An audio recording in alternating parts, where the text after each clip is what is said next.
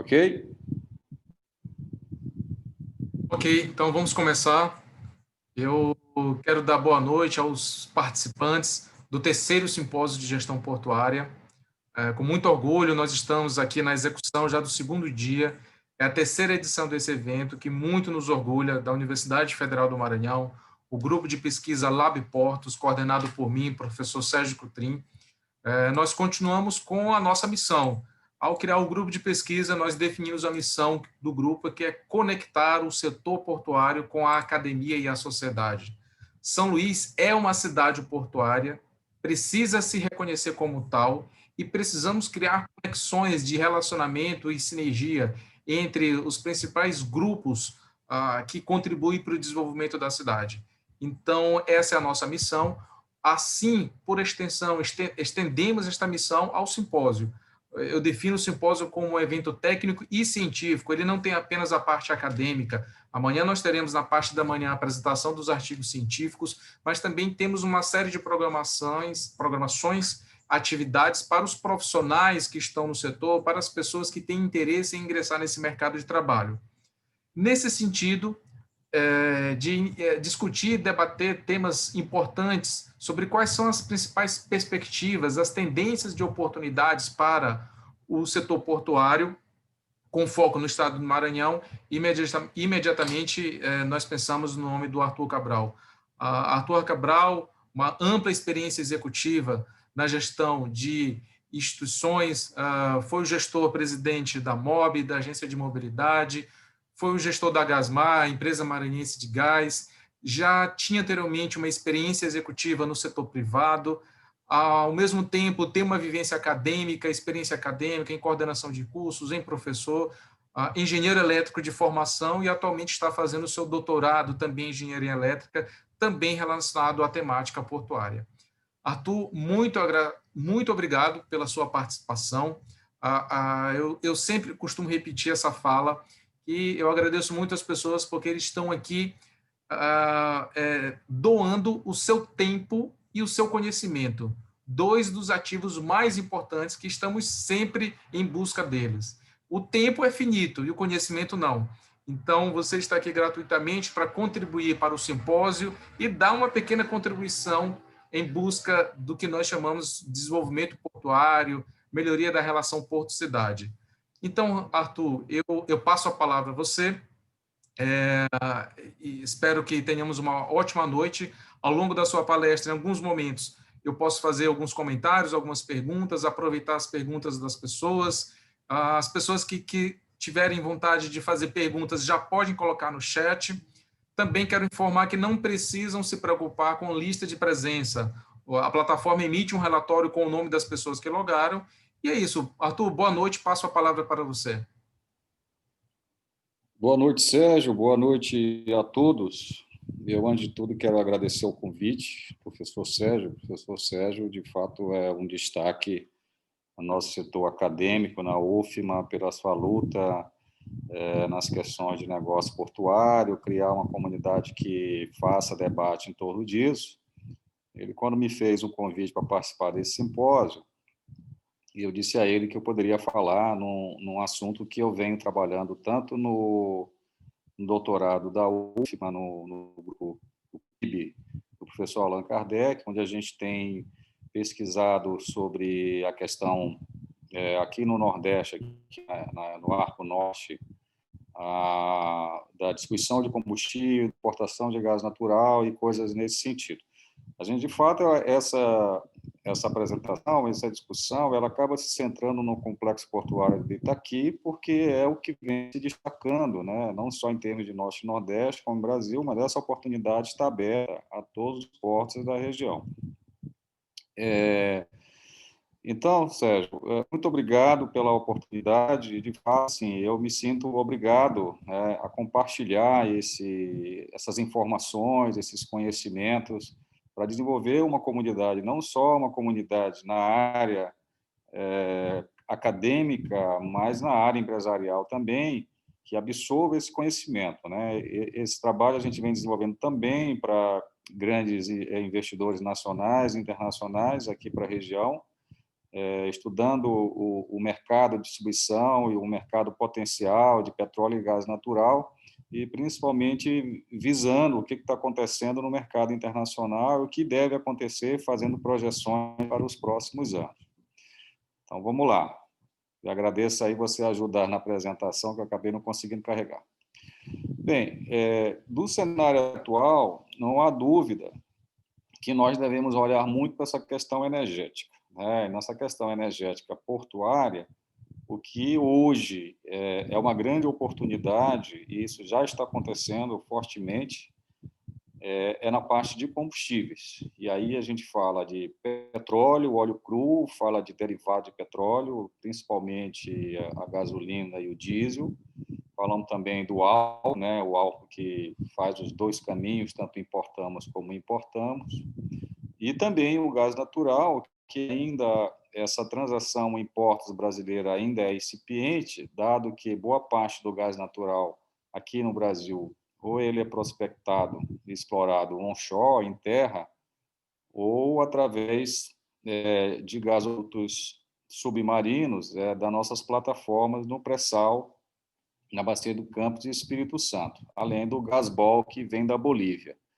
Mas esse mercado ele tende a mudar, e o que deve acontecer nos próximos anos é que os portos ligados ao Arco Norte, aí eu falo principalmente dos portos que vão desde Santana, no Amapá, até Suape, tiraria um pouco o porto de Salvador, porque já existe esse movimento e eu acho que não se vai beneficiar do que vai acontecer e o que está acontecendo já, tem grandes oportunidades. Itaqui, ele já está à frente nesse trabalho, na parte de distribuição de combustíveis, gasolina e diesel, muito porque ele tem hoje uma logística privilegiada em relação a esses outros portos, né?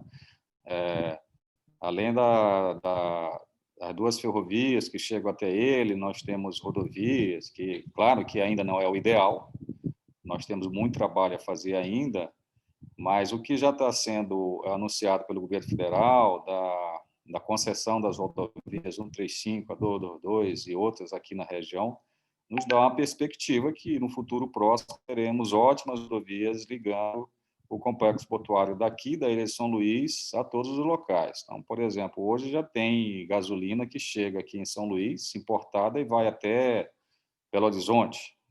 Então, já é um hub logístico e distribuição de combustível, e os investimentos que foram feitos nos últimos anos aqui, a própria Raízen, né, que tem uma base sólida no complexo de Itaqui, já anunciou que São Luís, o complexo de Itaqui, vai ser um ponto de distribuição de combustíveis. Pode passar, Sérgio, por favor. Bem, vamos falar um pouco agora de derivado de petróleo. Pode passar mais um, por favor. Bem, vamos falar um pouco o que está acontecendo. Por que esse movimento de importação de gasolina A e o diesel A, que são os combustíveis ainda não misturados, né, com os biocombustíveis, né, com álcool principalmente? Bem, nós tivemos nos últimos anos uma queda da utilização da nosso parque de refino, que são em torno de 17 refinarias, se eu não me engano, 15 a 17, boa parte na mão da Petrobras, mas nos últimos 30 anos, praticamente não houve investimento em refino no Brasil. O que entrou de novo foi a Neolima, em Pernambuco, mas com uma capacidade pequena ainda de 150 mil barris dias. Esse refino acabou que ele não acrescentou muito ao total de refino no Brasil, já vou explicar um pouco por quê. Porque no governo anterior federal, na época ainda da presidente Dilma, as refinarias brasileiras trabalhavam numa faixa de 90% da taxa de utilização delas. Isso aí os técnicos não recomendam muito, que essas refinarias, até porque serem muito antigas, devem trabalhar na faixa de 80%, 85%, hoje está próximo de 80%. Então, quando a Abreu Lima entrou, caiu um pouco a taxa de utilização.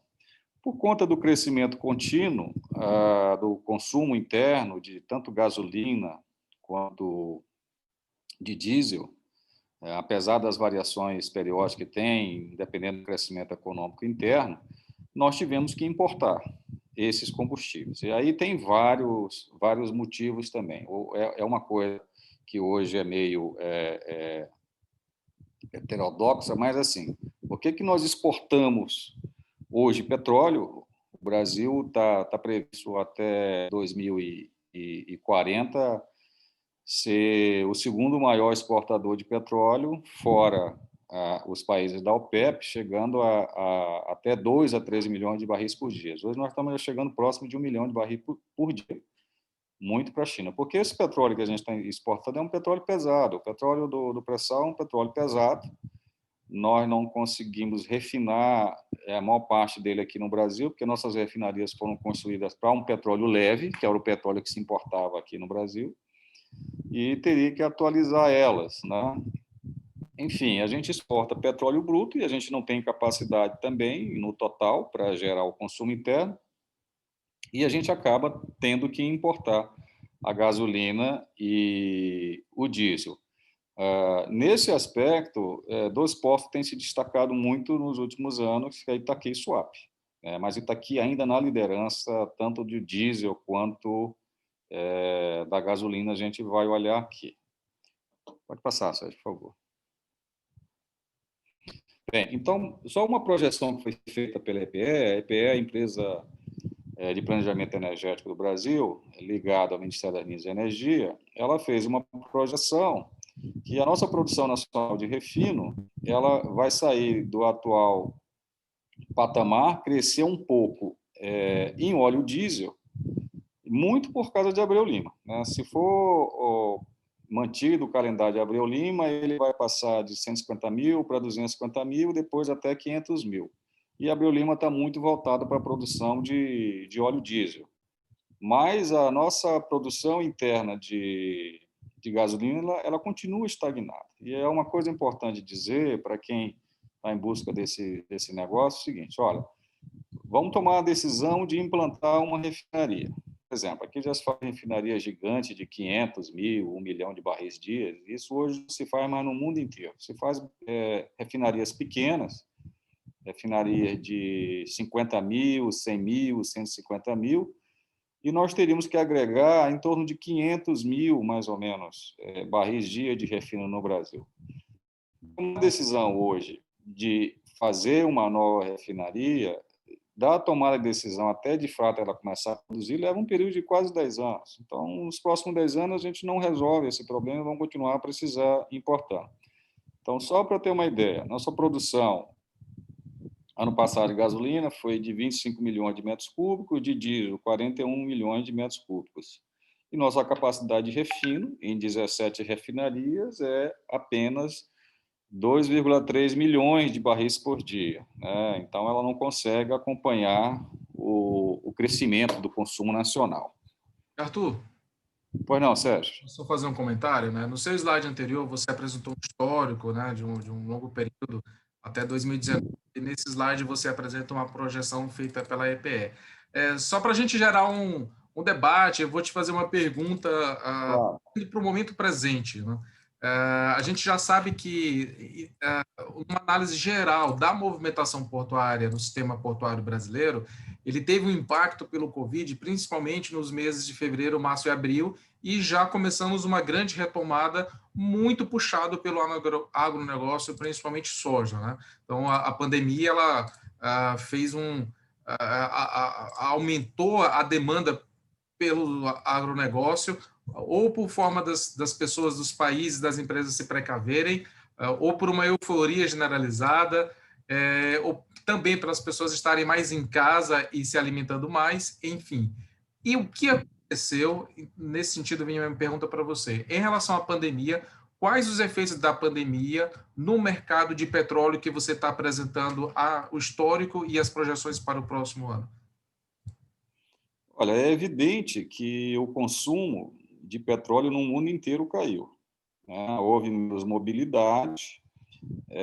Não esquecendo, professor Sérgio, que o grande movimentador, o grande consumidor de combustível no Brasil é o transporte rodoviário, de diesel.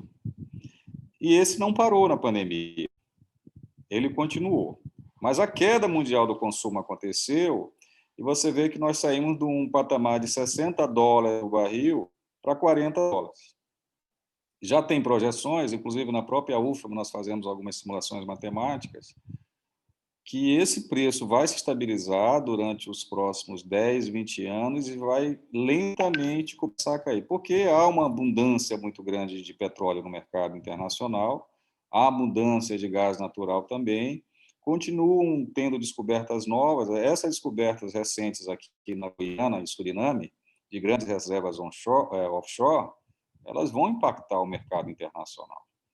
Hoje, a OPEC, que nós chamamos aqui OPEC, ela detém apenas 50% do mercado internacional, quando já foi quase dona do mercado todo. E o que se está dizendo hoje é que, fora a OPEP, as projeções que estão da IEA, que é a Agência Internacional de Energia, é que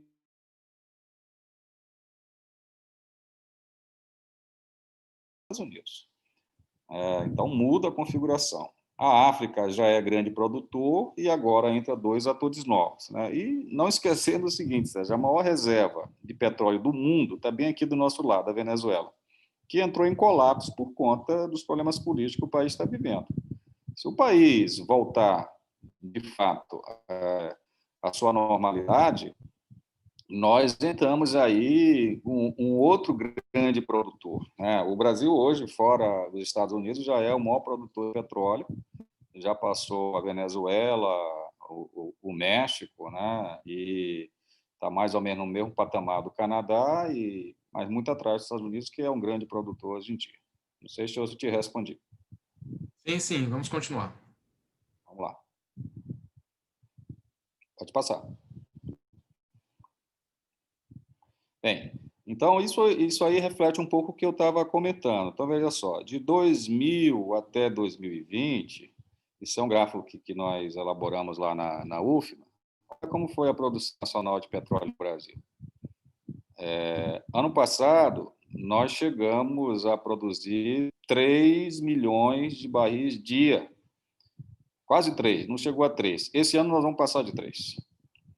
E a projeção é que em 20 anos nós chegamos a 5 milhões de barris dias. Então, isso é uma realidade. A realidade ela já está acontecendo hoje,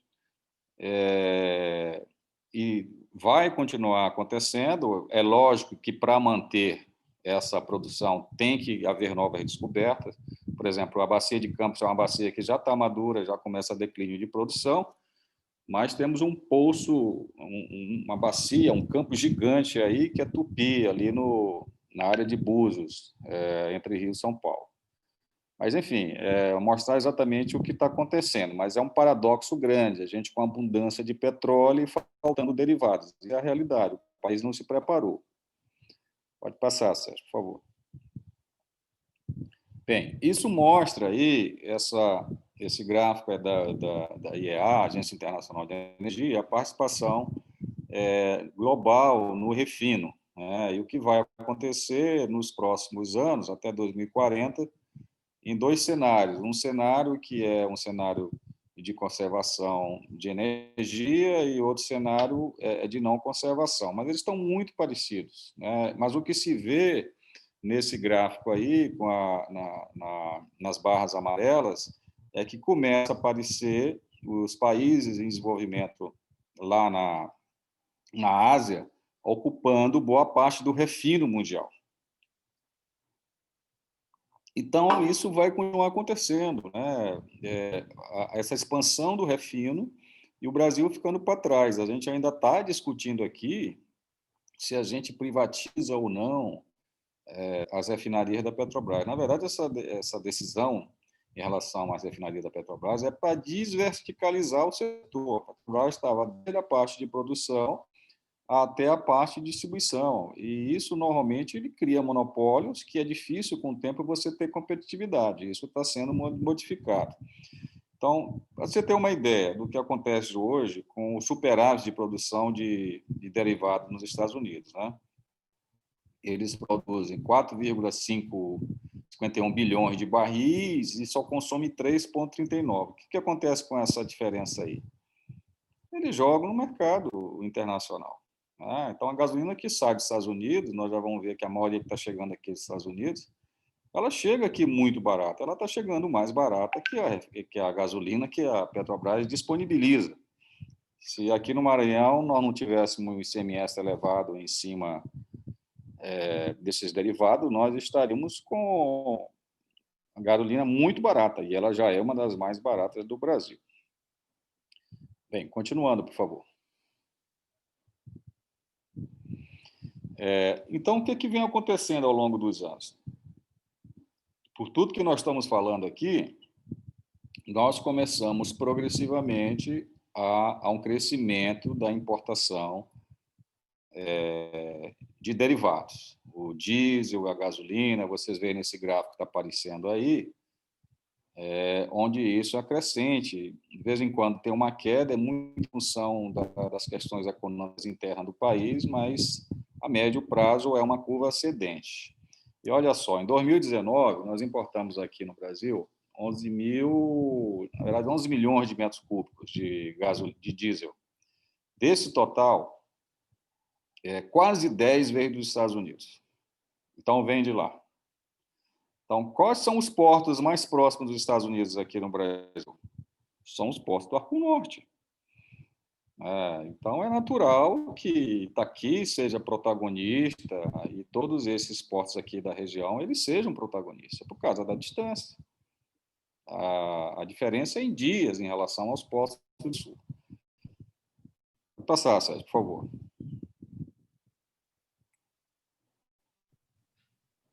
Arthur, tem uma pergunta aqui de um participante, do Jonathan.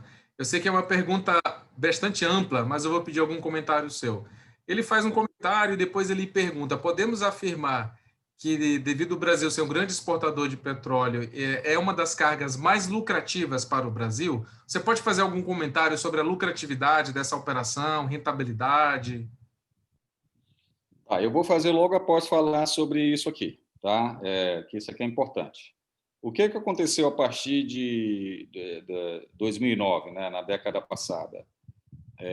O governo brasileiro editou algumas normas, algumas resoluções, em que ele abriu a importação para as empresas diversas, né, seus importadores livres, que hoje eles estão reunidos na ABICOM, Associação Brasileira dos Importadores de Combustíveis. Antes era praticamente o monopólio da Petrobras. Isso é que fez, de fato, com que a gente tivesse esse volume grande, porque se ficasse só na mão da Petrobras, ela ia ficar sempre balanceando entre o preço interno e externo.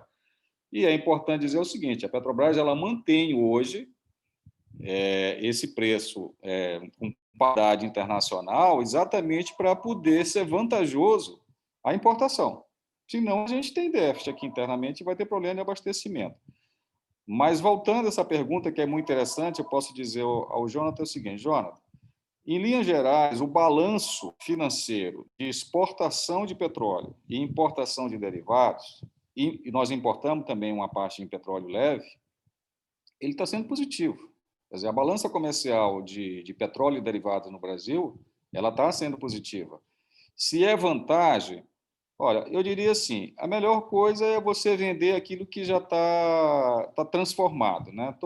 Toda transformação, ela agrega valor a um produto, ela gera emprego e tudo mais. O Brasil, de fato, não se preparou para esse crescimento da produção interna de petróleo e hoje está tendo que importar derivados. Mas no balanço financeiro, essa conta está fechando positivamente. Não sei se eu respondi.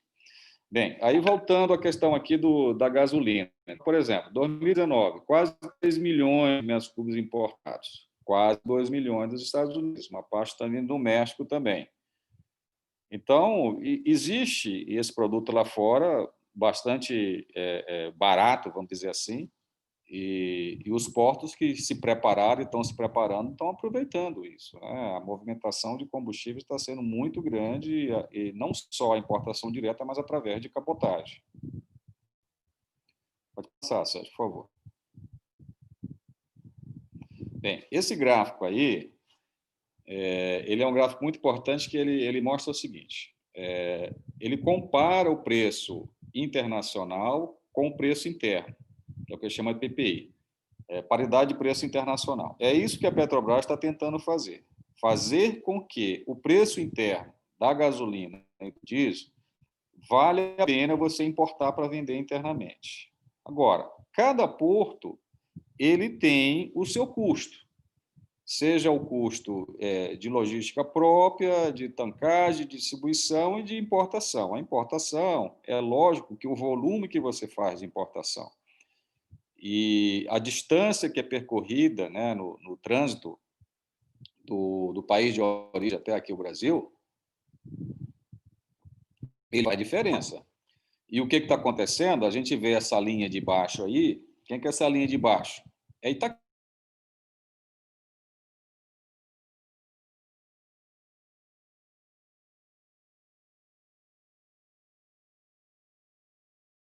A comparação é com Suape, com Santos, o cara no Paraná e Aratu na Bahia. Então, se deve à logística interna. Vocês têm acompanhado o que tem acontecido aqui no Complexo de Itaqui. Todos os grandes comercializadores, eles aumentaram a tankagem. Raiz aumentou a tankagem, Ultracarga aumentou a tankagem. Todo mundo aumentou a tankagem porque está sendo vantajoso. Isso acontece com Itaqui. E para você fazer uma explicação? Pois não. Nós temos todos os tipos de participantes no nosso simpósio, né? Aqueles profissionais já são da área e alguns são estudantes, estão na graduação, até no ensino técnico. Então, quando o palestrante diz algum termo muito técnico, eu peço para ele explicar para o nosso público. Então, explica para o pessoal que não trabalha na área, que não estuda na área, o que é a tankagem. Vamos lá. O que é a tankagem? Assim, vamos lá. A tankagem são os tanques em que se armazena o combustível no retroporto de todos os portos, para que haja exatamente como se fosse um estoque que você cria, né? Você importa grandes volumes, e aí você guarda, você estocou ele, e à medida que você vai distribuindo através de caminhões, através de trens. Aqui tem acontecido bastante a distribuição de caminhões e de trem, tem acontecido pela Estrada de Ferro São Luís Teresina, que abastece ali o Piauí, e parte do Pará e boa parte também do uso das locomotivas da Estrada de Ferro Carajás, ela usa os próprios trens para poder levar esse combustível até suas bases, em Marabá e Açailagem. Não sei se eu deixei mais claro. Tá ok? Então, vamos lá. Pode passar, por favor, Sérgio. Bem, isso é um gráfico que nós elaboramos também, e ele mostra o que vem acontecendo desde 2015 até 2019. Então, o que aconteceu? Itaqui já foi disparado em 2015 o grande importador, chegando a 50% a 60% de importações de diesel e de gasolina.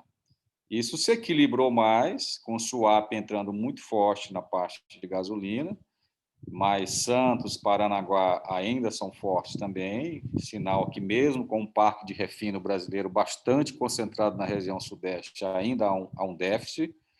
Mas veja que aqui em 2019, Itaqui ainda lidera, com 30% de toda a importação de gasolina e 30% de toda a importação do diesel. E Suape já aparecendo aí bastante forte. Suape deve crescer, porque com a refinaria de Abreu Lima, que é uma refinaria muito voltada para a produção de diesel, ela deve ser, de fato, muito forte na área de transporte de cabotagem. Acho que cabotagem, todos aí conhecem bem esse termo. Professor Sérgio, pode passar o slide, por favor. Bem, vamos falar um pouco agora de gás natural, né? Esse tema ele foi muito presente nos últimos meses, porque uma lei regulatória que estava parada no Congresso há mais de 7, 8 anos, ela finalmente foi aprovada. Essa lei natural tira alguns entraves para a comercialização do gás natural internamente, e facilita a importação. Nós já vamos mostrar por quê. E isso deve criar uma grande movimentação em terminais portuários na região Nordeste, talvez na região Norte. A região Norte já tem um projeto bem estabelecido em Barcarena, e na região Sul, no Rio de Janeiro, também já tem uma previsão disso aí. Nos últimos anos, foi desenvolvida uma tecnologia que é de comprimir o gás natural e você reduz em até 300 vezes o volume dele, resfriando ele a 170 graus negativos, né? E aí você gera o que chama de gás natural líquido. E isso propiciou uma grande vantagem em você fazer o transporte desse produto através de navios. Aí foram criados navios específicos para isso, chamados metaneiros. Esses navios comportam de 70 a 200 mil metros cúbicos. Hoje, no mundo, existe uma frota mais ou menos de 230, 240 navios desses, mas só para ter uma ideia do que esse mercado, do que está acontecendo nesse mercado, o que vai acontecer nos próximos anos, só a Cartagas, que é a maior comercializadora do mundo, do Catar, ela encomendou este ano, em plena crise, 100 navios metaneiros, quase a metade da frota existente no mundo, para os estaleiros da Coreia. O que ela está apostando? Que o gás natural ele vai substituir boa parte dos combustíveis, que está com preço muito baixo. Nós já vamos olhar isso por causa da abundância. Essa abundância foi criada em função de novas tecnologias que foram desenvolvidas e tornou bastante atrativo substituir derivados de petróleo pelo gás natural. Aqui no Brasil se fala muito do pré-sal, mas o pré-sal tem alguma dificuldade em relação a disponibilizar o gás natural. Ele é associado ao gás, o gás pode estar associado ou não ao petróleo, e nós vamos mostrar isso mais ou menos como vai acontecer. Pode passar, Sérgio, por favor. Arthur, deixa eu te fazer uma pergunta sobre o gás natural, né?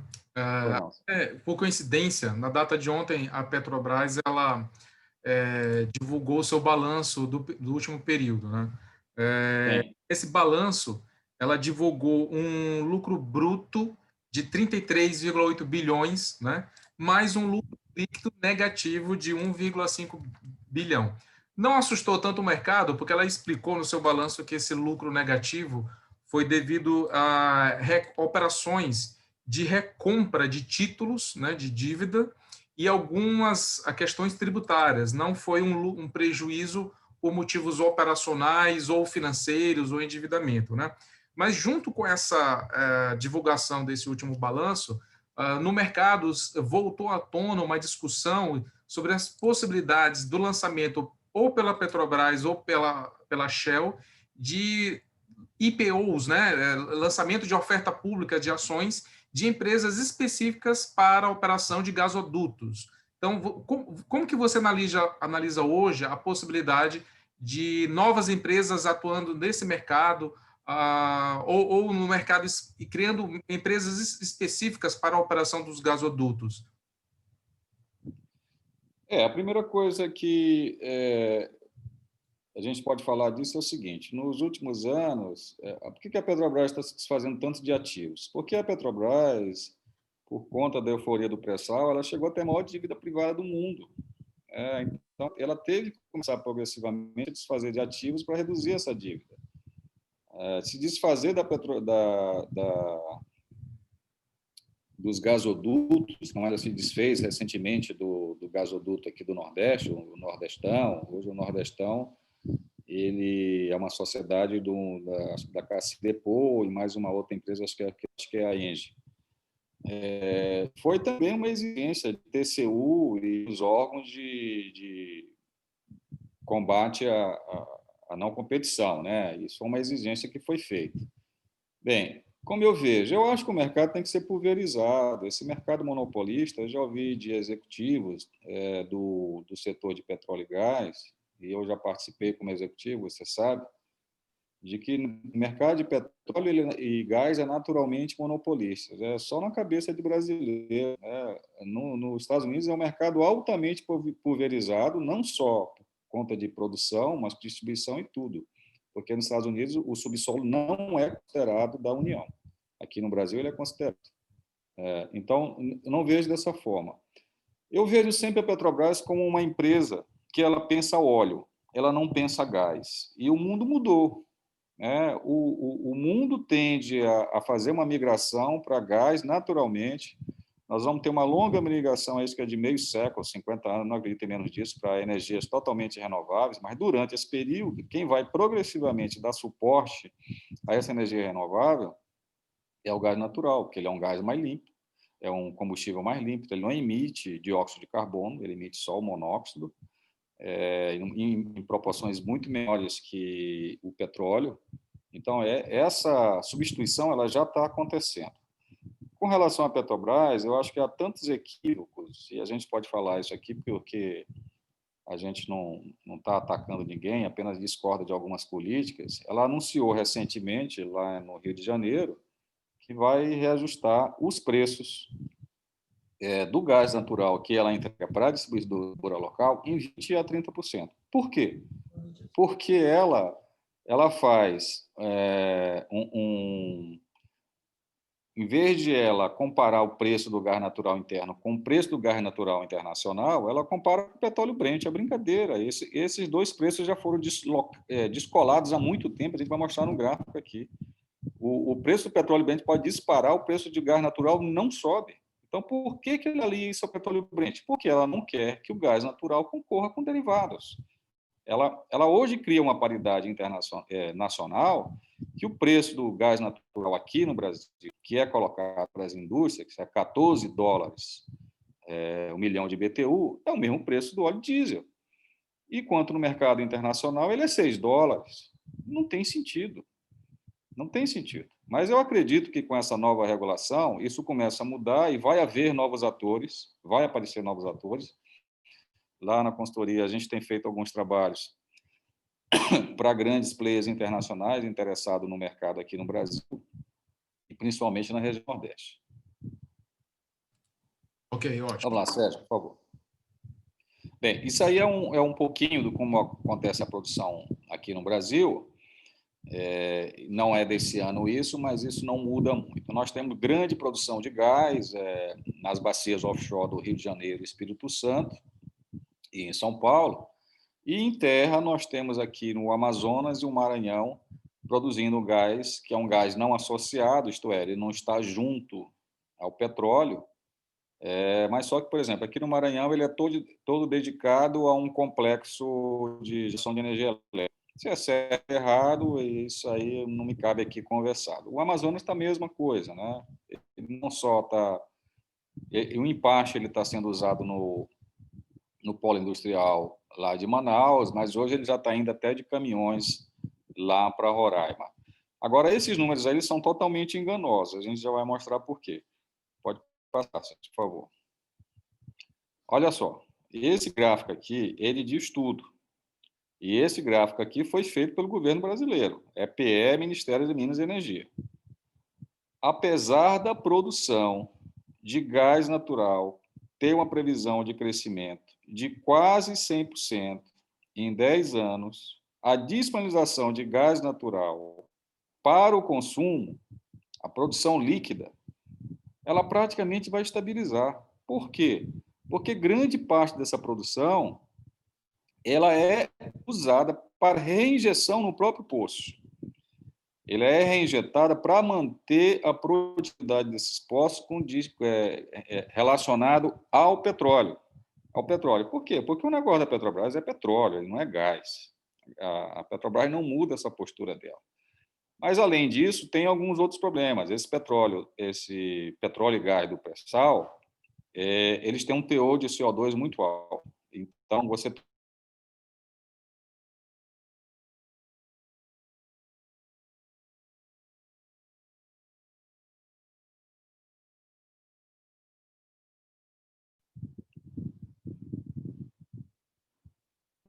Por favor, Sérgio. Bem, isso aqui é também algo preparado pela EPE, quer dizer, nenhum gráfico aqui, nem nada, não estou inventando, isso aqui tudo são publicações do governo brasileiro. Então, o que ele está mostrando aqui? Isso aqui são as bacias ali de Búzios, Campos, Espírito Santo. Aqui são os grandes campos de produção de petróleo e gás. Isso através de gasodutos e oleodutos submarinos chega até o continente. Mas o próprio sistema hoje, a rede de gasodutos e oleodutos, eles têm uma limitação em 44 milhões de metros cúbicos. Então, não chega. Você pode produzir mais gás. O gás, ou você libera para consumo, ou você queima, ou você reinjeta. Para queimar, existem limites ambientais. A Petrobras é obrigada a cumprir alguns percentuais, que são rigorosos. Então, ela acaba reinjetando, até porque hoje ela não consegue nem fazer isso. Esse gás aqui, que é um gás que poderia atender o Brasil inteiro, hoje ele tem enormes limitações. Pode passar, Sérgio, por favor. Bem, então, essas são as restrições que a gente tem hoje para a oferta doméstica. No offshore, que é o gás principalmente de pré-sal, ele tem um elevado teor de CO2 e ele está sendo usado na rejeição de poço. E o onshore, apesar de, por exemplo, vamos falar aqui do Maranhão. Nós temos uma bacia, que é a bacia do Parnaíba, que ela cobre praticamente todo o Maranhão, parte do Piauí e uma parte do Pará. Ela é uma reserva gigante, né, de gás. Não diria que seria do tamanho do que o Ike Batista falava, que era 3 vezes Bolívia, não sei o que mais. Mas ela é muito grande. Só que a legislação brasileira ela faz uma limitação. Você só pode fazer perfurações verticais, e essas perfurações verticais são feitas em bolsões. Você não entra nas rochas. Para mudar isso, teria que mudar a legislação ambiental para fazer o fraqueamento de rochas, como é feito nos Estados Unidos, chamado shale gas e shale oil, e aí você aumenta em 5, 10 vezes a produção. Isso no Brasil não é permitido, a gente já faz. Eu não acredito que a curto prazo a gente vai mudar isso aí. É mais fácil aqui no Brasil, já que a polêmica ambiental é muito grande, a gente importar gás natural do que tentar furar essa barreira. Já existe um projeto piloto lá na Bahia de fazer essa perfuração horizontal. Na perfuração horizontal você consegue perfurar até 13 quilômetros horizontalmente. Mas aqui no Maranhão, o governo do Maranhão nunca nem se interessou em fazer isso aí, nenhum projeto piloto foi oferecido para o governo federal. O resultado disso é que nós vamos ter, com o crescimento do consumo interno, uma oferta interna. Nós vamos ter que importar gás. Importar através de GNL, e os candidatos naturais são os portos que são mais próximos dos grandes produtores. E, no caso, são os portos aqui do Arco Norte. Mais uma vez, nós voltamos à vantagem dos portos do Arco Norte. Pode continuar, professor. Arthur, vamos privilegiar nossos participantes, né? A gente já tem algumas perguntas aqui no chat. Eu vou te fazer aqui. O Luiz Barbosa, ele solicita que você explique um pouco mais sobre a injeção do gás e quais os benefícios dessa injeção na extração do petróleo. Bem, vamos lá. O petróleo, para poder ele sair, na verdade, se ele tem muito acima, perto da superfície, como é nos Estados Unidos, você faz um bombeamento natural. Quando você tem ele a grandes profundidades, você tem que ter uma pressão mínima para uma pressão mínima natural, que esses poços já têm, para o poço poder produzir o gás ou o petróleo. Com o tempo, essa pressão ela começa a cair. E aí começa a diminuir a produção do óleo. O que eles fazem? Eles reinjetam o gás que é produzido, é como se ele saísse o gás e coloca de novo. Quando ele coloca de novo o gás, ele aumenta a pressão do poço. Ele aumentando a pressão do poço, é como se ele aumentasse a vida útil do poço. Se ele não fizer isso, o poço vai ter óleo lá, mas não vai conseguir extrair. É mais ou menos isso aí, não sei se foi claro. Mais alguma pergunta? Ok, sim. Tem mais umas duas aqui. A Najla Maluf, né, nossa presidente da Comissão de Direito... Um abraço a Najla, grande profissional. Isso, ela, ampla experiência também no setor portuário, ela comenta e pergunta, o projeto BR do Mar o PL de incentivo à cabotagem com inclusão de empresas estrangeiras excluiu o transporte de petróleo no projeto. Quais os impactos? E ela também aproveita para te parabenizar pela palestra, Arthur. Eu acho um equívoco brutal. Então, por exemplo, o que facilita, o que viabiliza você importar combustível, petróleo e gás natural é volume. Então, não tem sentido você criar vários terminais de importação em nenhum lugar, nem na costa brasileira.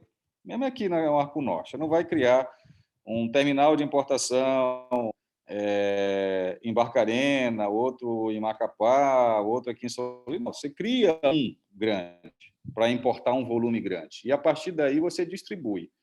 Nós já fizemos uma continha para um investidor. Esse transporte que poderia ser feito de gás ou derivados, o próprio petróleo, por exemplo, de São Luís para Barcarena, de São Luís para Pecém, é muito barato. Hoje se fala muito, e você falou dos investidores que estão querendo...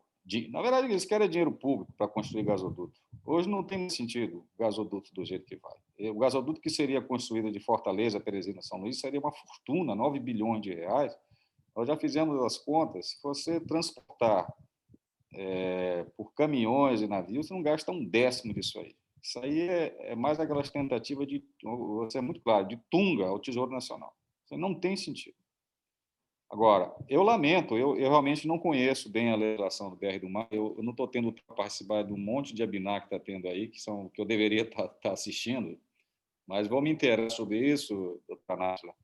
Mas se não está incluído isso, você pode crer que é algum lobby que está atuando, porque não tem sentido. E, na verdade, isso já é feito.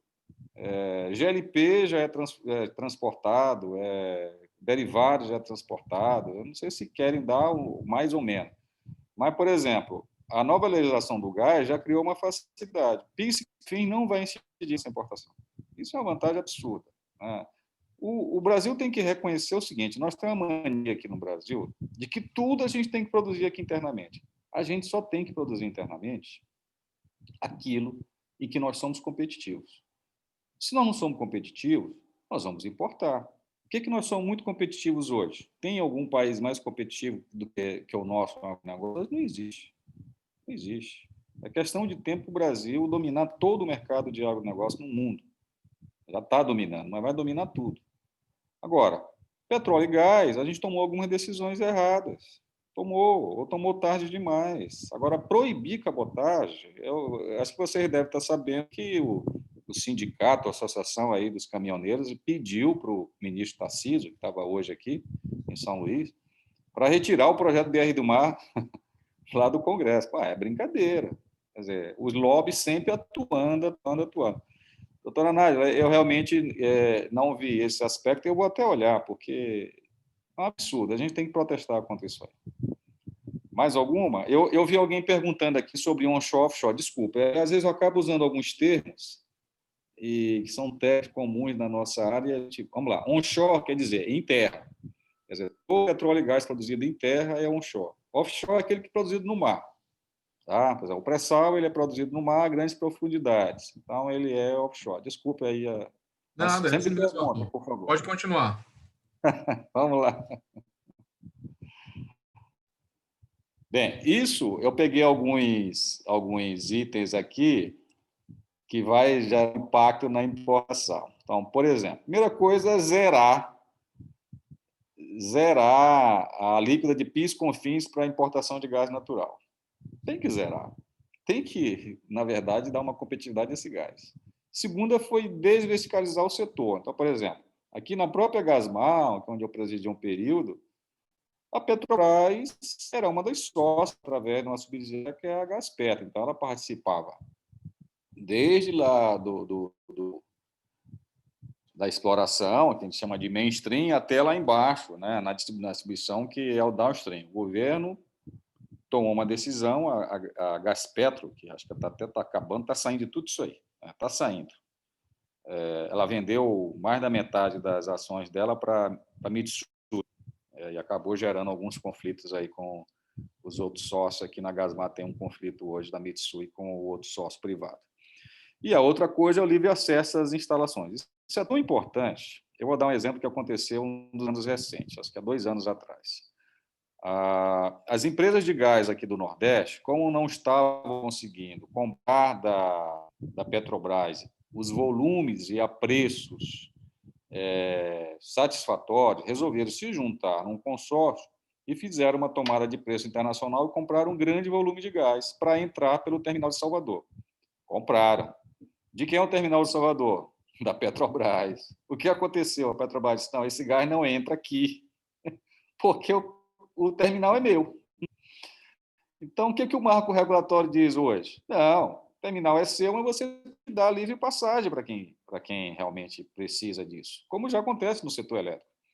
Então, o que está acontecendo hoje no setor de petróleo e gás é muito similar ao que aconteceu no setor elétrico há 20 anos atrás e está se concluindo agora, né? Um processo de privatização, um processo de pulverização, um processo de saída do Estado ou das grandes estatais. Não quer dizer que você vai acabar com Petrobras, vai acabar com Eletrobras. Você tira o domínio, o monopólio do mercado, porque todo monopólio é ruim, não tem como. Ele é ruim, ele acaba gerando ineficiências e preços altos. Vamos lá, professor Sérgio. Bem, isso aí é um gráficozinho que mostra a cadeia de valor do gás natural líquido. Então, por exemplo, vamos pegar aqui essa parte de cima, que seria o país de origem. Então, lá no país de origem, você tem a produção nos poços. Essa produção vai para um processamento, que é o que a gente chama de UPGN, que é a unidade de processamento de gás natural. Ele é transportado através de dutos até terminais, são terminais portuários. Eu estive visitando há 2 anos atrás nos Estados Unidos para ver como é que funcionava isso.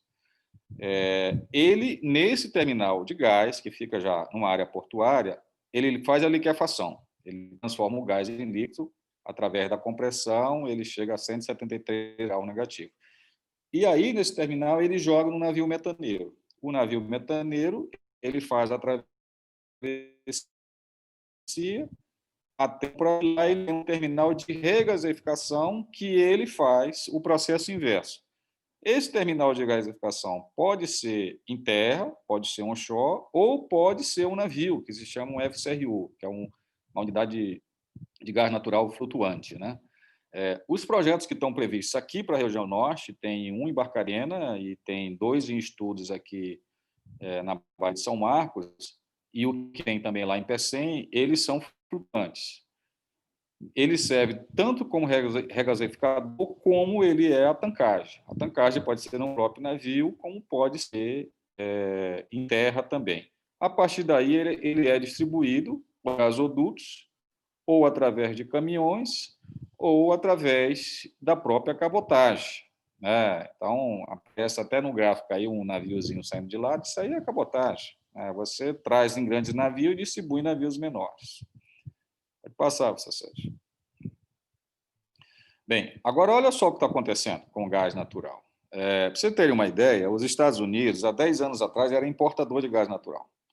Com a tecnologia que eles desenvolveram, que é o do fracking, né, que é do fraturamento de rochas, que é a perfuração horizontal, eles hoje são exportadores, em 10 anos se tornaram exportadores. E eles inundaram o mercado mundial com gás.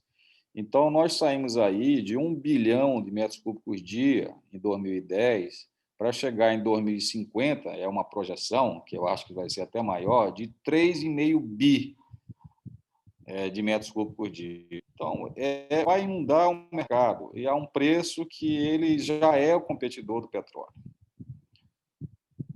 Pode passar, Sérgio, por favor. Esse gráfico aí, ele é muito interessante. Então, deixa eu explicar e tentar ser bem didático para a moçada que está nos ouvindo. E já estamos aí com 30 ouvintes, pessoal, muito bom. Vamos lá. Esse gráfico mais de baixo, essa curva aqui verde, Sérgio, coloca aqui em cima, essa curva aqui verde, a mais de baixo, isso é o chamado preço do Henry Hub. O que é o Henry Hub? No sul dos Estados Unidos existe um complexo de gasodutos e tudo mais, onde é feito troca de gás comercializado, eles são comercializados na Bolsa de Nova York. Então, há um preço diário. Você pode botar aí no seu Google, Henry Hub Price. Então, todo dia tem um preço diário. Com a explosão da produção nos Estados Unidos, esse preço ele despencou. Então, nós chegamos a ter, no auge da pandemia, esse gás a 1,97 $1,97 1 milhão de BTU. Essa unidade vocês podem dar uma procurada aí, que é uma unidade de referência quando se trata de energia. Ele hoje está em torno de $2 a $3. É muito barato. Olha, sabe quanto é que a Petrobras comercializa o gás aqui no Brasil? A 14, a 13. Então, você pode pegar esse gás bem aqui. É claro que esse preço aqui é antes da liquefação. Aí tem um custo de liquefação, tem um custo de transporte e de regasificação.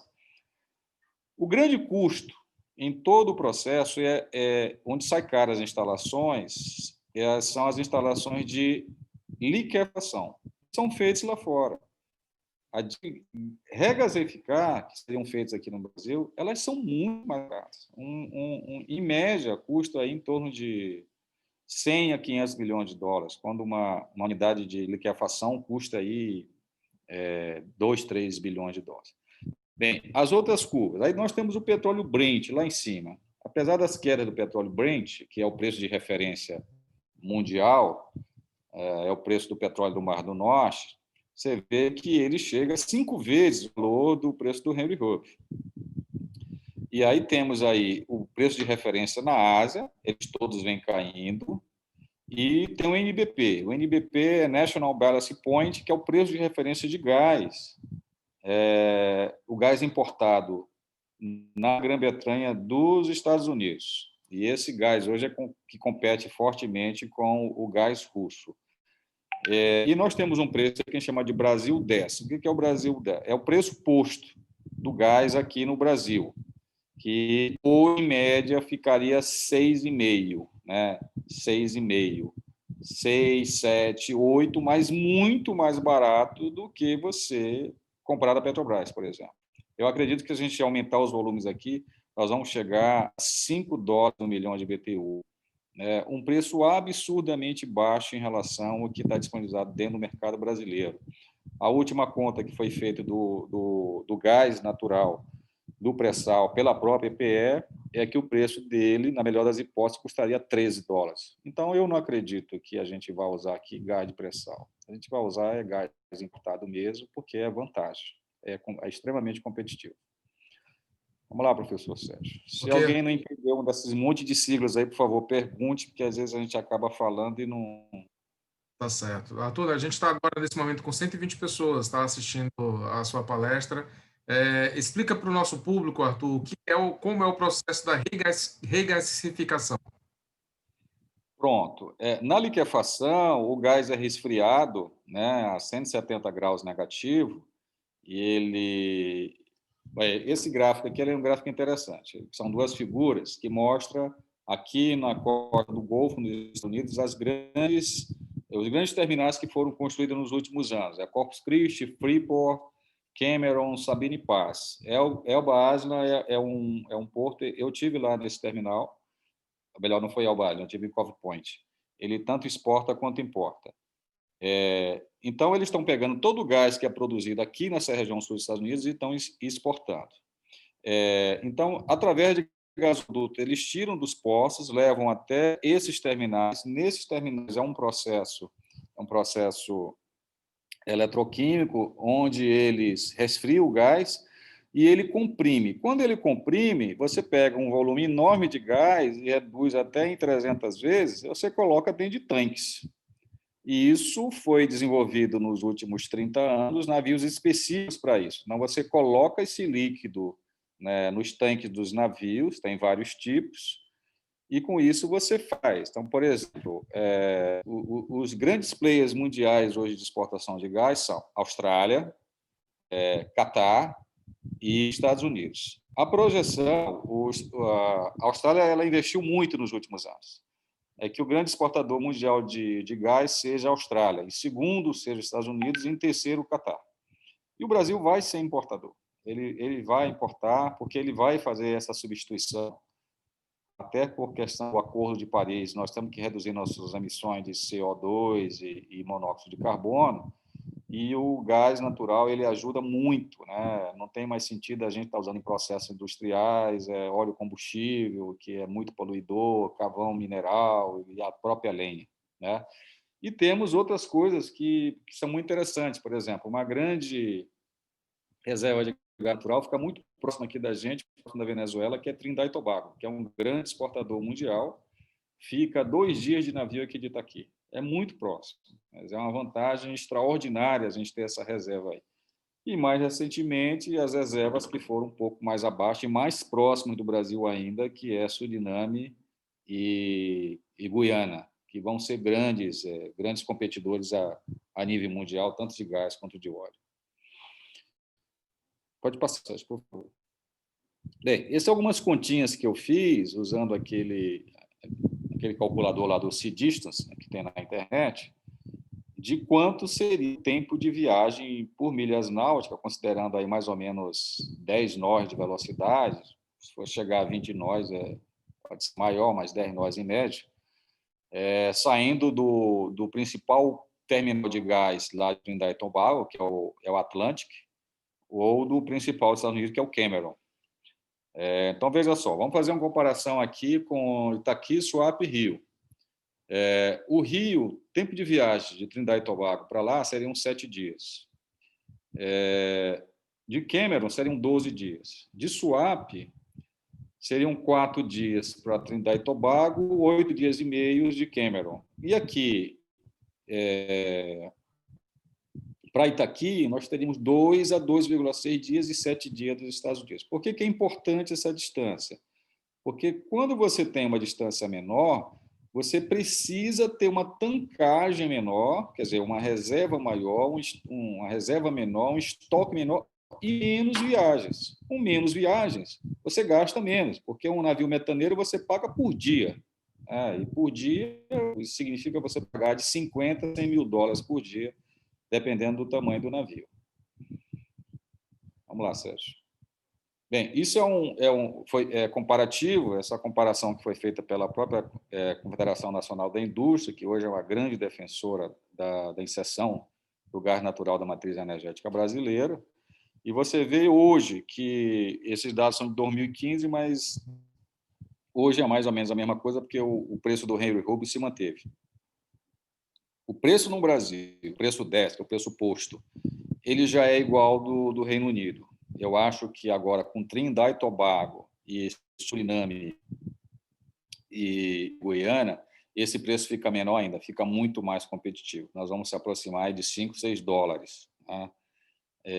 Ele é muito competitivo. A gente vê o Japão que está sendo comparado aí. O Japão hoje ele tem um preço de gás que chega a 12, 13 dólares, mas foi uma decisão de governo. O que eles fizeram lá? Desde o desastre de Fukushima, eles decidiram desativar todas as usinas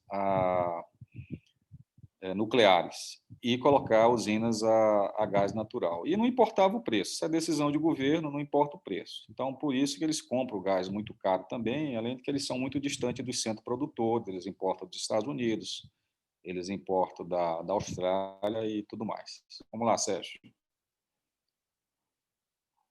Bem, outra coisa muito importante que está acontecendo dentro do mercado brasileiro é a inserção progressiva da produção de energias renováveis. E aqui no Nordeste, nós tivemos uma explosão nos últimos 10 anos, desde 2010, da geração eólica, que já é a maior fatia da geração de energia aqui no Nordeste, por conta de que o nosso potencial hidrelétrico aqui no Nordeste ele foi praticamente todo utilizado. Nós estamos importando hoje energia aqui da região amazônica, do Pará, mas isso também já está se esgotando, porque cada vez há maior dificuldade de você licenciar essas usinas com grandes reservatórios.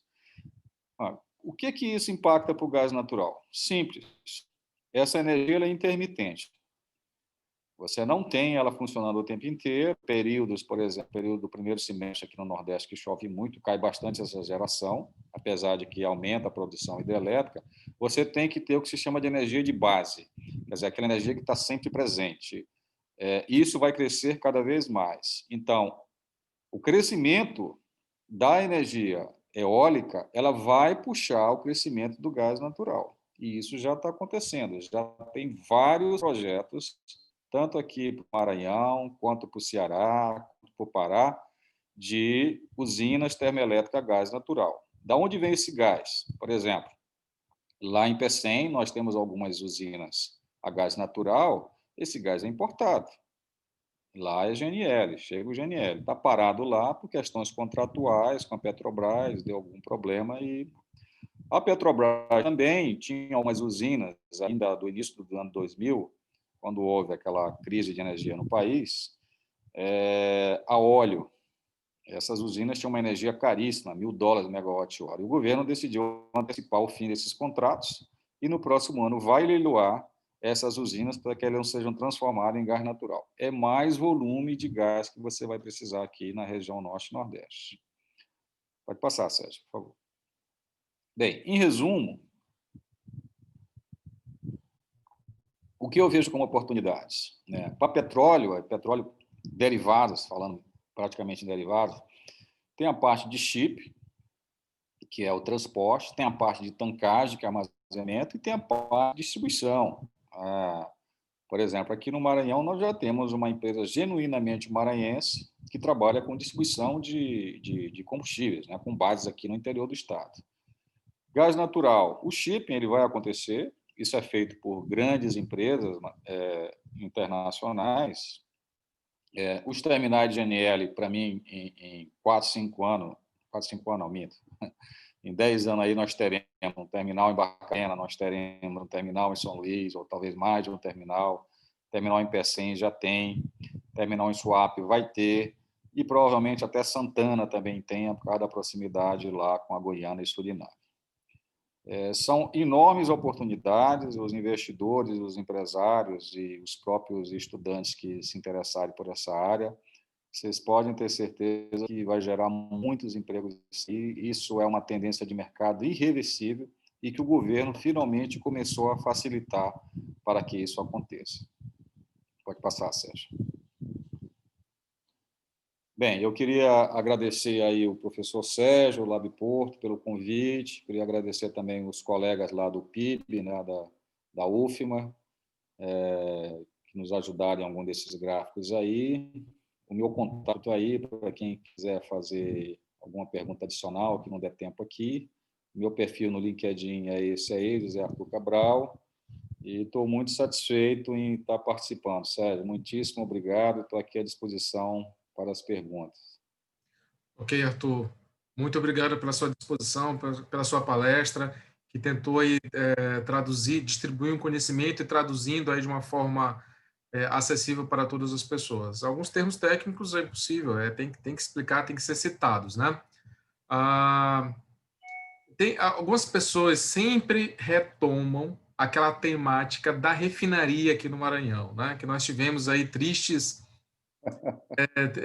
projetos, né? Que causou profunda decepção no povo do Maranhão. Então, a minha primeira pergunta para você, enquanto as pessoas vão digitando ali no chat, eu peço para digitarem logo a pergunta, tá, por gentileza? Qual é a sua análise, então, sobre a possibilidade de alguma refinaria para o estado do Maranhão? Olha, primeiro vamos falar daquele projeto que tinha. Aquele projeto era irreal, né? O projeto de uma refinaria de 1 milhão, ele não existe mais em nenhum lugar do mundo.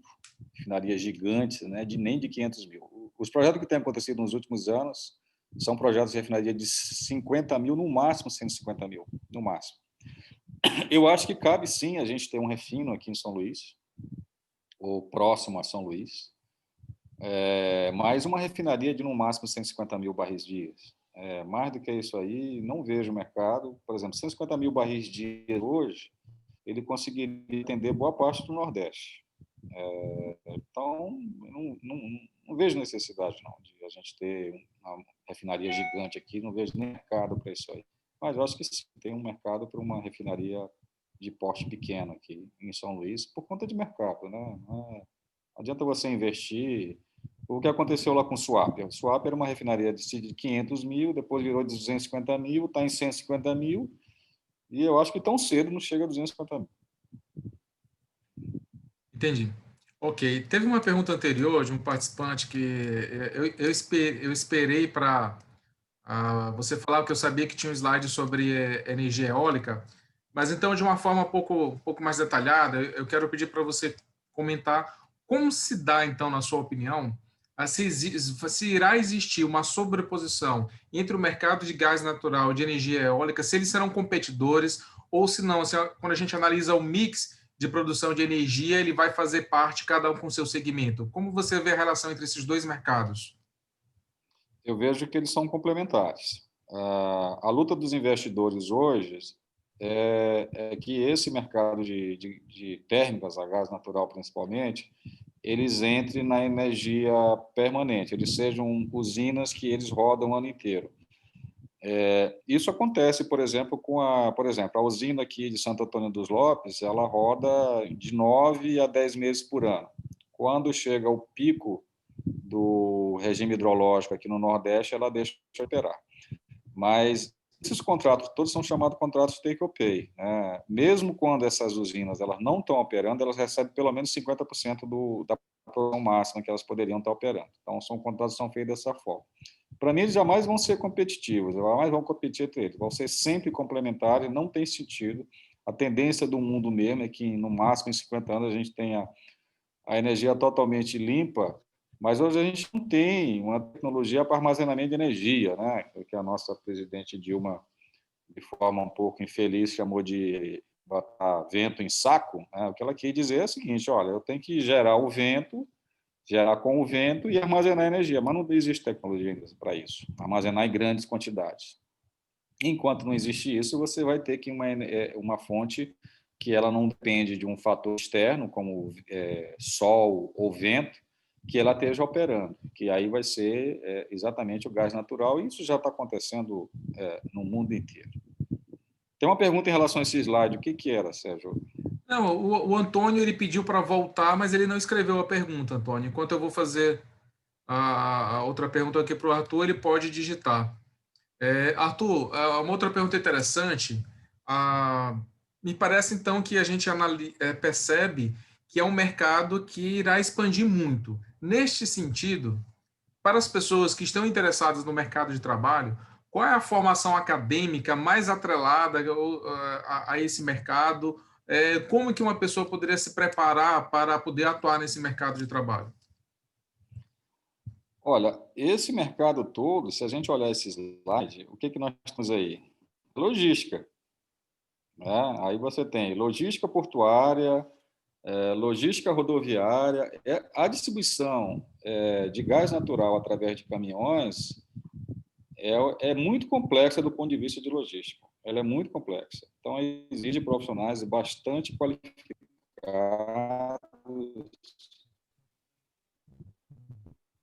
Nós fizemos uma continha aqui, mas está aqui com um terminal não tão grande, um terminal de 2 a 5 milhões de metros cúbicos aqui no complexo de Itaqui, saiu de uma frota de mais ou menos 200 caminhões para poder fazer a distribuição. E isso você tem toda uma logística para trabalhar. Na parte de terminal, você tem a parte de tancagem, você tem a própria operação portuária, que é navios que chegam, não existe uma frequência muito grande, no caso de gás, mas vai ter trabalho na área portuária, vai ter trabalho na área de logística, na área de armazenamento, na área de comercialização, estão iniciando a criação de empresa de comercialização de gás natural. Até a Eneva criou uma empresa dessa agora. É uma coisa que já é comum no mercado de energia, vai acontecer no mercado de gás natural. Então, assim, é muita coisa. É difícil a gente dizer assim, eu sempre falo para os meus filhos, né? Digo assim, olha, faça o que você goste, porque quando a gente faz bem feito, acaba dando dinheiro. Mas você já faz um trabalho extraordinário na área de portos, Sérgio. E, assim, eu tenho uma extrema confiança que esse complexo portuário aqui da Baía de São Marcos, não vamos falar só de Itaqui, porque tem outro lado também, né, de Alcântara, ele, no espaço de 20 anos, ele vai estar entre os 2, 3 maiores de todo o Ocidente. Nós vamos estar movimentando aqui mais de 500 milhões de toneladas anos em diversos produtos. Eu não tenho nenhuma dúvida disso. Entendi. O Anderson Santos, nosso amigo da Glencore, ele pergunta: projetos movidos a gás não nos deixam refém do mercado internacional? Olha, se você vê que praticamente... Vamos pegar uma coisa aqui um pouco para trás. Hoje já existe nas cidades que está disponível o GNV, o gás natural veicular. Você enche o tanque do seu carro, o tanque de gás natural, com um preço bem mais competitivo até que o álcool. Tá? Mas se faltar o gás natural, você tem uma chavinha lá que você vira. E aí você pode usar com qualquer outro combustível. De maneira geral, a gente tem que entender gás natural como combustível. Ele é usado em processos caloríficos.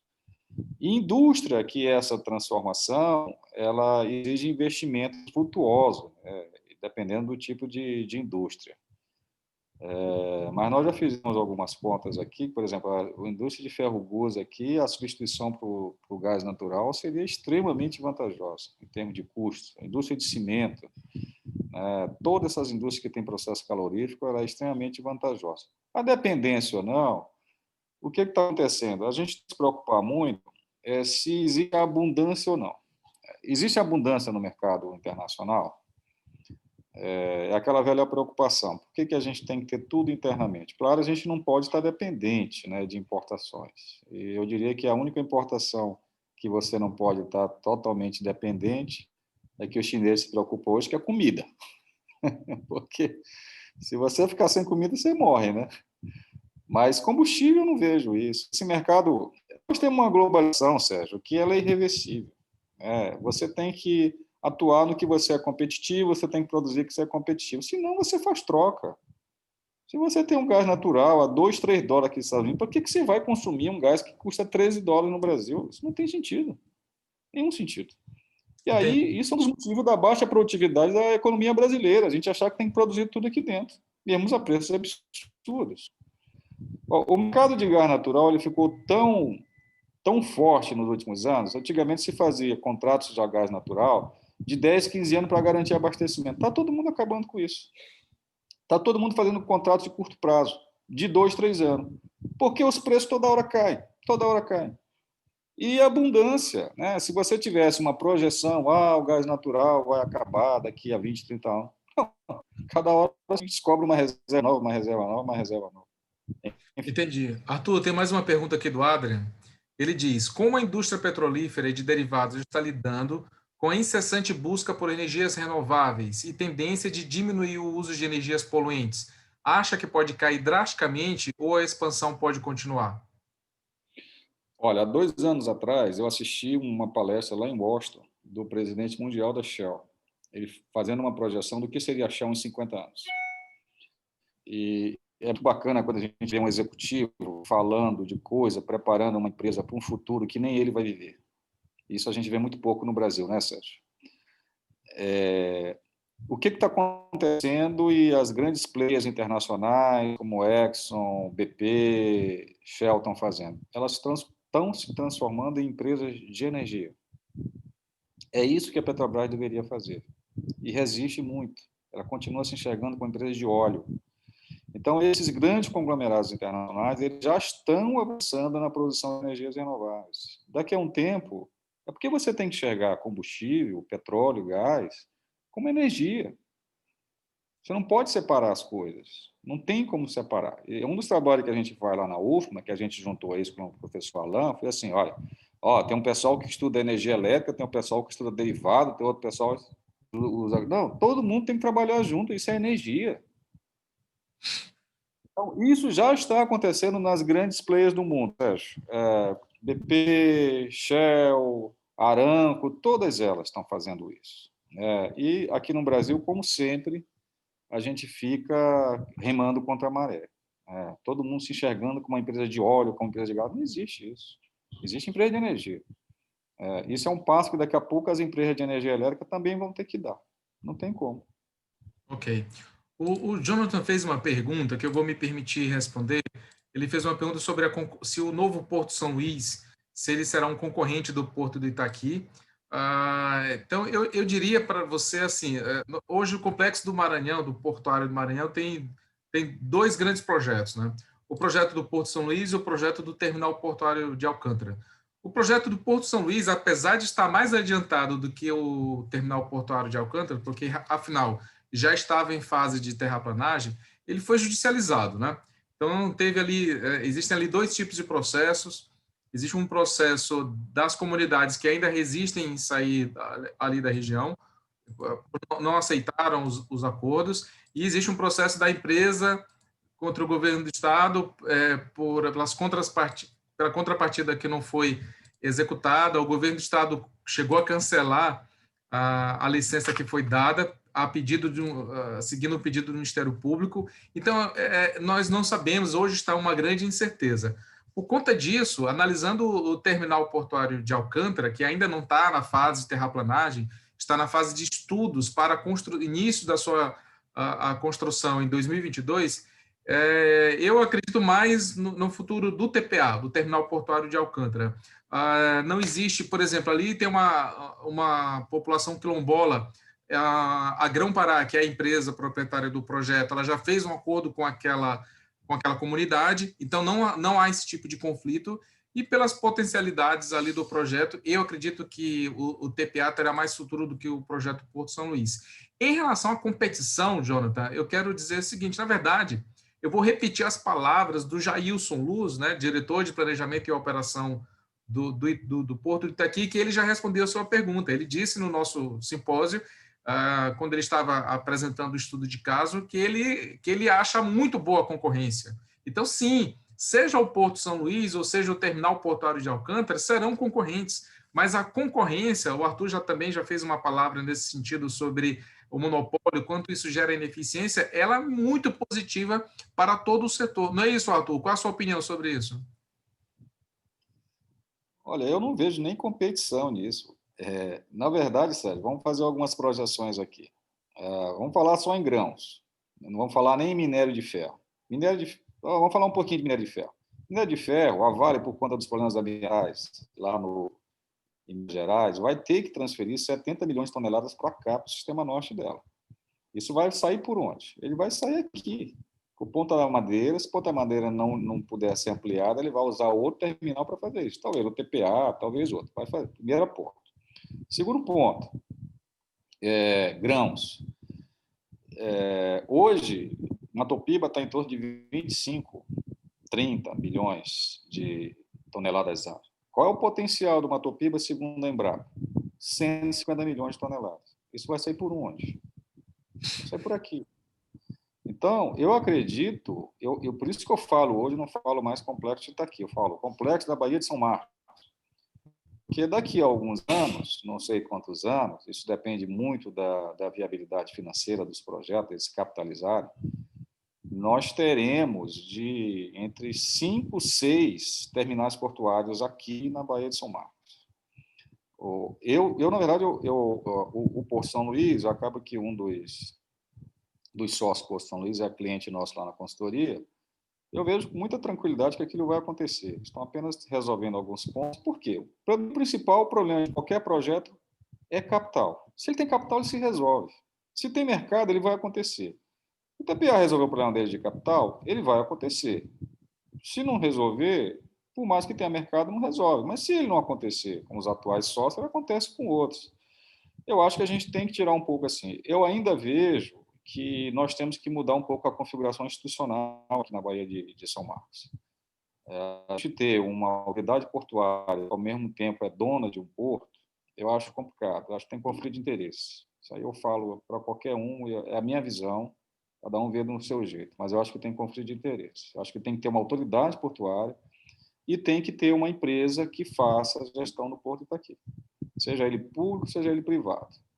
É a primeira questão. Com relação ao que vai acontecer no futuro, cara, o mercado é tão grande, a força do capital é tão grande, que vai tudo acontecer aqui.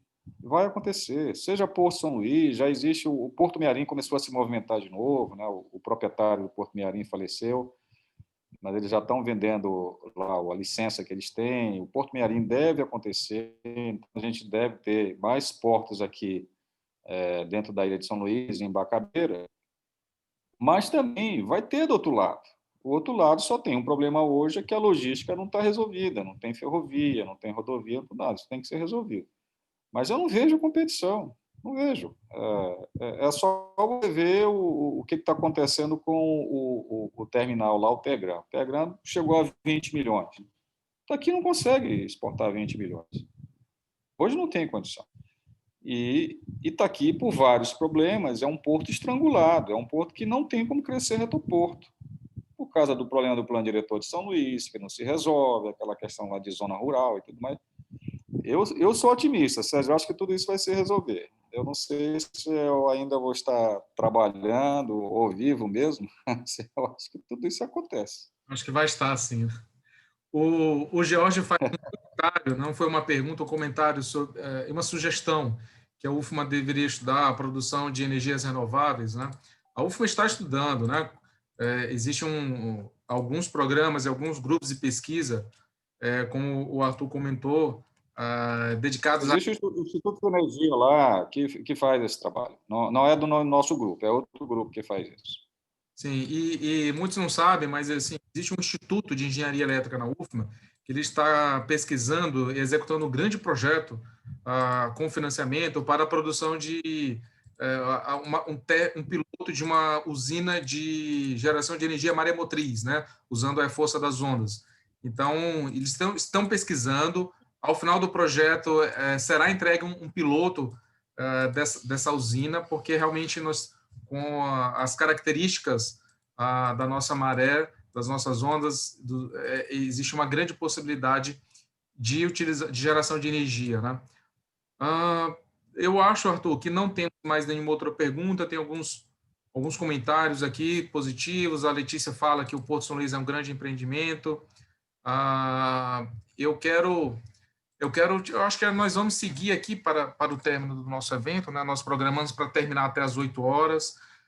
Conseguimos, nós no fundo, explicando para as pessoas, as 2 primeiras edições do simpósio, nós realizamos 100% de forma diurna, e presencialmente dentro da Universidade Federal do Maranhão, e depois de muitas solicitações das pessoas que trabalham e têm algum vínculo empregatício que não conseguiam assistir, esse ano eu comecei a colocar, então todo dia tem alguma atividade depois das 18 para permitir que as pessoas possam participar e prestigiar.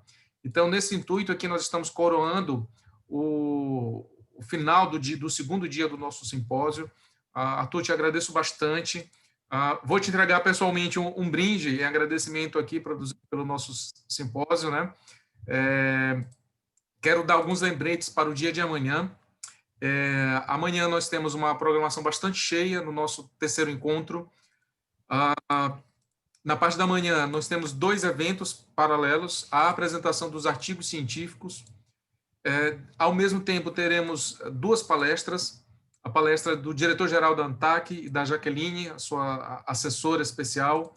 Nós teremos uma palestra de um representante, o Bruno, um assessor especial da empresa de planejamento e logística. Não, acabou sendo coincidência por questões de agenda, mas acabou que realmente nós teremos no mesmo momento uma palestra em seguida da outra, com os representantes dos 2 principais, quer dizer, faltou ali a Secretaria de Portos, mas 2 dos 3 principais órgãos hoje que trabalham a questão logística, a questão portuária no Brasil. De um lado, a agência reguladora e de outro lado, a empresa de planejamento e logística. Na parte da tarde, nós teremos um conjunto de palestras, teremos palestras de um diretor, o André, o diretor da Glencore, a palestra do nosso comandante da Capitania dos Portos, teremos diversas outras palestras e vamos coroar o final do simpósio com um estudo de caso sobre transformação digital aplicada ao setor portuário. Será um estudo de caso da Companhia Vale, onde eles irão apresentar, e eu serei o moderador do caso do parte autônomo, muito interessante, case internacional, né? E vamos fechar o evento com a divulgação da premiação do melhor artigo científico apresentado porque, de fato, na sua essência, nosso simpósio é um evento científico, mas que ele abraça a cidade no intuito de contribuir para o desenvolvimento da relação porto-cidade. Agradeço a todos os participantes. Arthur, obrigado por distribuir seu conhecimento, por dividir seu tempo conosco. Aos participantes, peço a atenção nos e-mails enviados com os links para a programação de amanhã. São 3 links que foram enviados, né? Um para quem quiser assistir na parte da manhã os artigos científicos, o outro, um link do Zoom para as palestras da parte da manhã, na parte da tarde, e um terceiro link para o estudo de caso, que será amanhã às 18h30. Arthur, muito obrigado. Suas últimas palavras, últimas considerações. Sérgio, eu que agradeço essa oportunidade. Assim, é bom a gente falar isso em público, né? Quando a gente elogia em público é muito mais valioso do que a gente falar sozinho. Mas eu tenho extrema admiração pelo seu trabalho, seu empenho nesses estudos e trabalho na área portuária. Realmente acho fantástico o trabalho que você vai fazendo. Começa a mudar até a forma da Universidade Federal de como ela se relacionar com a iniciativa privada e com a comunidade. E assim, vou estar sempre à disposição. Vou lhe chamar lá no programa lá do Negócio na Pauta para a gente falar sobre portos. Esse ano talvez não dê tempo, em que a gente teve que parar as gravações por conta aí das eleições, mas a pauta de portos é enorme, né? Se a gente for fazer só uma da BR do Mar aí, dá um programa inteiro. Muito legal, viu? Muito obrigado aí, obrigado a todos aí pela audiência. Com certeza, com certeza. Muito obrigado. Pessoal, um abraço para vocês, boa noite. Desejo que fiquem com Deus, muita saúde e até amanhã.